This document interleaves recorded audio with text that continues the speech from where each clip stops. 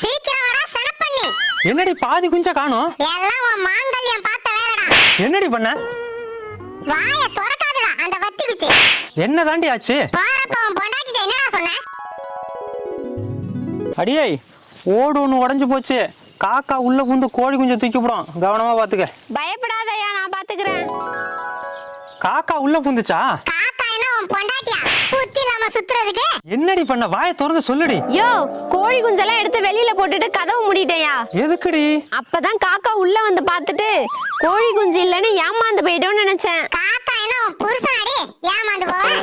அறிவு கெட்டவள. கோழியோட சேர்த்து வெளியில விட்டுருக்க வேண்டியதானே? நீ கோழி குஞ்சை மட்டும் தானே பாத்துக்க சொன்ன. காக்கா புந்திருந்தா ஒரு குஞ்சு தான்டா தூக்கி இருக்கும். உன் பொண்டாட்டி பார்த்த வேலைக்கு 9 குஞ்சு போச்சுடா.